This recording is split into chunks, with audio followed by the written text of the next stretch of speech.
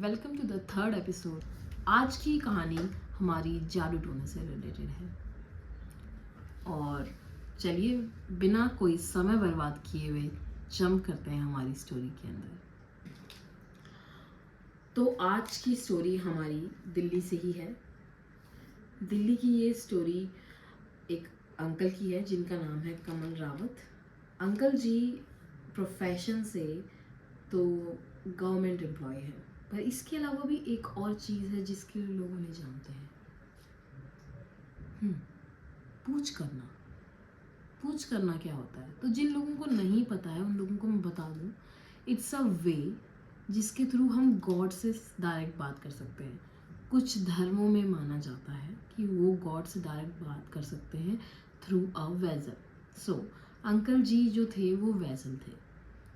सो uncle जी पे देवता आते हैं और जब उन पे देवता आते हैं तो लोग उनके पास आते हैं, उनसे पूछते हैं अपनी परेशानियों के बारे में कि उनकी लाइफ में क्या दिक्कतें हैं, वो कैसे ठीक कर सकते हैं उनको, और अंकल उन्हें सही सही आंसर दे देते हैं। अंकल की फैमिली में ये देवता उनको उनके फादर के फादर से मिला था। काफ़ी पीढ़ी दर पीढ़ी ये चला आ रहा है।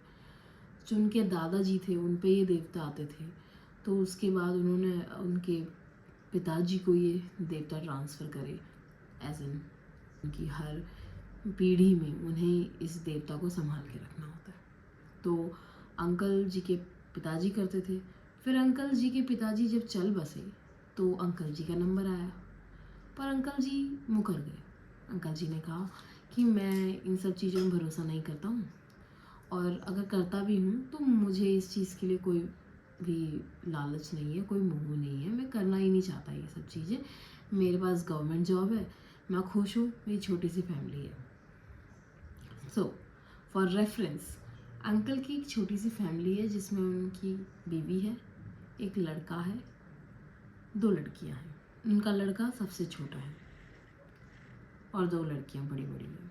किसी की शादी नहीं हो रखी है। सो अंकल जी ने मना कर दिया कि मैं ये काम नहीं छेड़ूंगा, मुझे इन सब चीज़ों में इंटरेस्ट नहीं है।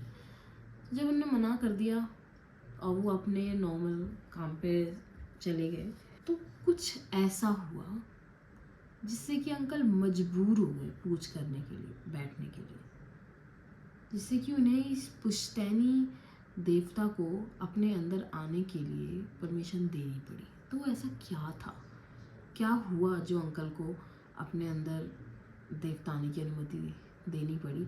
और ये सब कहानी जो मैं आपको बता रही हूँ ये जादू टोने से कैसे रिलेटेड है, पूरी कहानी सुनिए।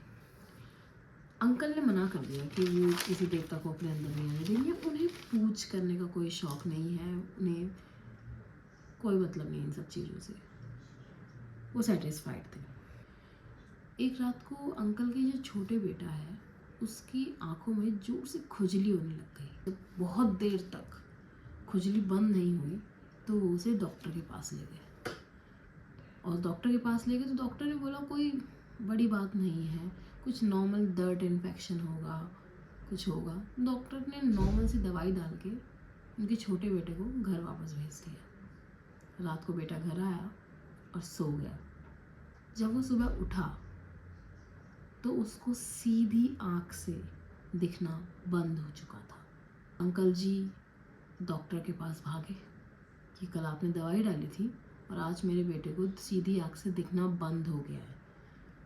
तो डॉक्टर ने बोला कि इट मे बी टेम्पररी और परमानेंट विजन लॉस।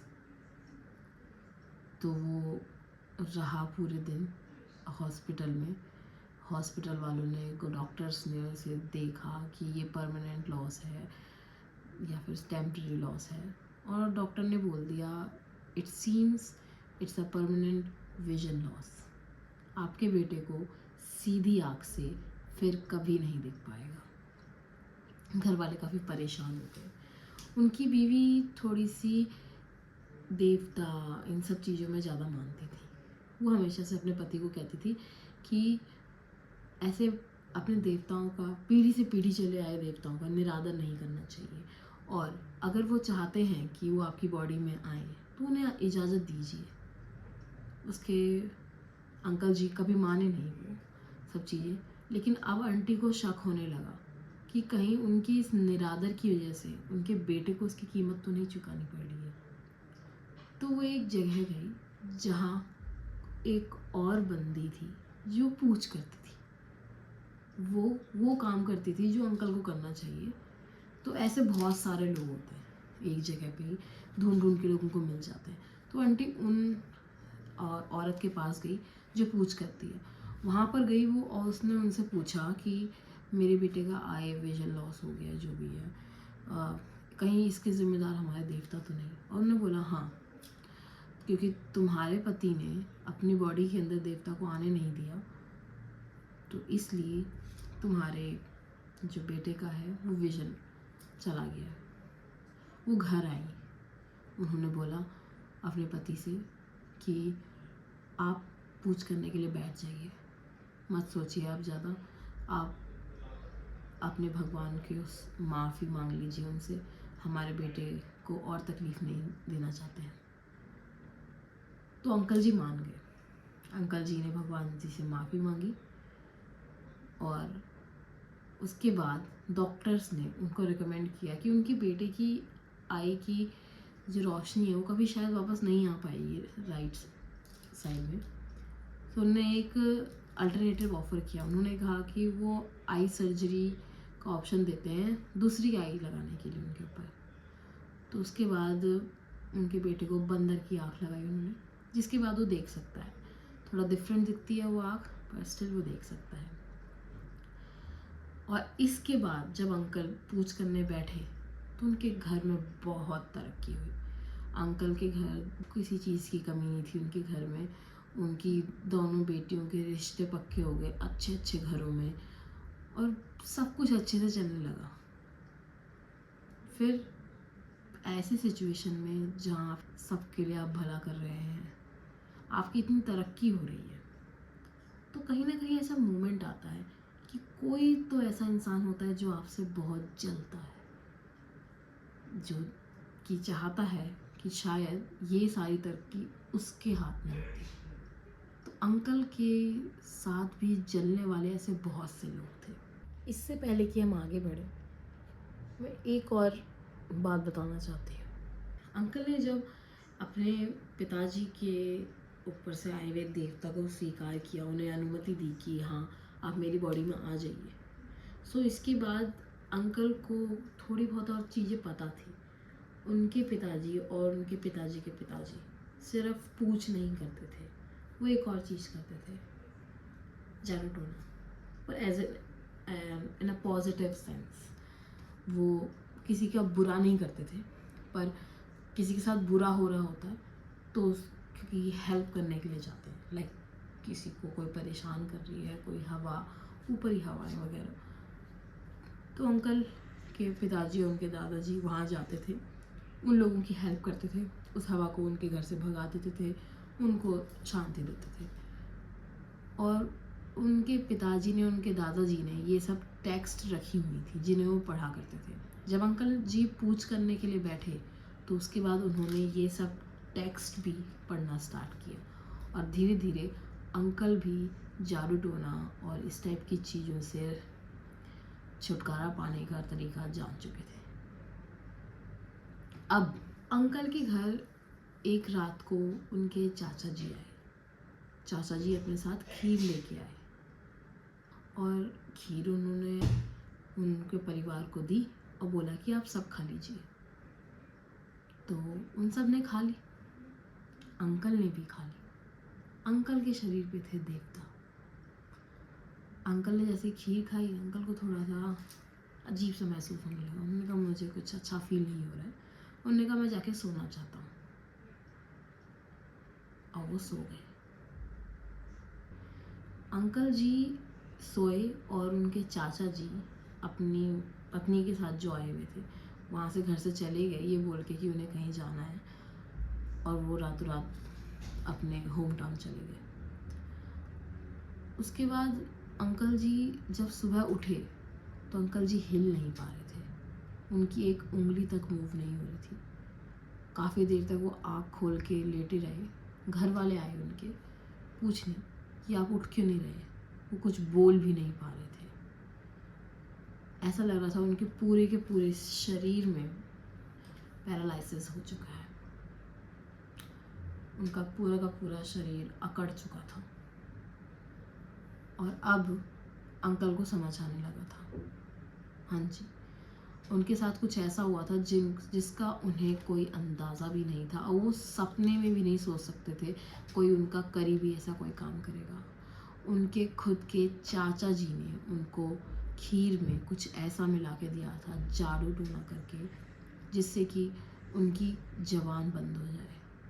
वो उनकी ज़बान बंद करने के लिए नहीं कर रहे थे, वो उस देवता की ज़बान बंद करने के लिए कर रहे थे, ताकि उनकी बॉडी से वो देवता चले जाए और वो उनके पास आए, उनके चाचा के। क्योंकि अगर पिताजी नहीं है तो बेटा, बेटा भी नहीं है तो अब चाचा जी, ये पीढ़ी दर पीढ़ी जैसी चीज़ें चलती हैं। तो वो देवता उनके चाचा जी को ट्रांसफ़र होता, और ये सारी तरक्की जो उनके घर में हो रही थी कमल अंकल के, वो सारे के सारे तरक्की होती उनके चाचा जी के घर में। तो उस देवता को चोरी करने आए थे वो, अपने उस जादू टोने के ज़रिए। अंकल जी बहुत तड़प रहे थे अंदर ही अंदर से, उन्हें सब कुछ समझ आ चुका था। वो अपने विश्वास ही नहीं कर पा रहे थे, उनके खुद के घर वालों ने इतना सब कुछ कर दिया उनके साथ। अब आंटी वापस उन आंटी के पास गई, कमल अंकल की जो वाइफ, वो वापस उस आंटी के पास गई जिसने पूछ करी थी और बोला था कि आप बैठ जाइए और पूछ करिए। अब उस आंटी ने बोला कि आप के पति के ऊपर किसी ने जादू टोना किया है, जहाँ से पूरी बात सामने आई थी एग्जैक्टली। उन्होंने कहीं से कुछ काला जादू उनके ऊपर करवाया था, जिसकी वजह से वो हिल नहीं सकते हैं। तो उन्होंने उन्हें पानी दिया, मंत्र किया हुआ पानी, और कहा कि ये उनको पिला देना, उनकी ज़बान खुल जाएगी। तो आंटी जी गई घर, और जाते के साथ ही कमल अंकल को मुंह में वो पानी डाल के पिला दिया। थोड़ी देर बाद अंकल की ज़ुबान खुली, अंकल बोल पा रहे थे, और जैसे ही अंकल बोल पाए, अंकल के मुंह से कुछ मंत्र निकलने स्टार्ट हो गए। Nobody understood those words. Uncle कुछ मंत्र पढ़ रहे थे अपने मन ही मन पहले, पर अब वो बाहर बोल रहे थे वो मंत्र जोर जोर से, और काफ़ी देर तक वो अंकल मंत्र बोलते रहे, और कुछ आधे घंटे बाद अंकल के हाथ पैर हिलने शुरू हो गए। और जैसे ही अंकल के हाथ पैर हिलने शुरू हुए, अंकल के ऊपर वो देवता है वो जोर से चिल्लाए, और फिर वो जोर से चिल्लाने के बाद उठ खड़े हुए। इसके बाद अंकल के ऊपर से वो देवता ने सारे कष्ट निकाल दिए। ऑफ कोर्स वो जादू टोना का असर उनके ऊपर से ख़त्म हो चुका था। लेकिन इसके ज़रिए वो एक चीज़ सीखे कि आपका कितना भी कोई करीबी हो, उस पर यकीन करना और आँख मूंद के यकीन करना बिल्कुल सही नहीं है। क्या पता कोई कहीं ना कहीं आपसे जलता हो। ज़रूरी नहीं कि जो हंस रहा है आपके चेहरे पे, ज़रूरी नहीं जो खुश है आपकी तरक्की को देख के वो सच में खुश हो। So better watch out. Thank you for listening to today's story and have a nice day. Bye bye. Next story में मिलते हैं.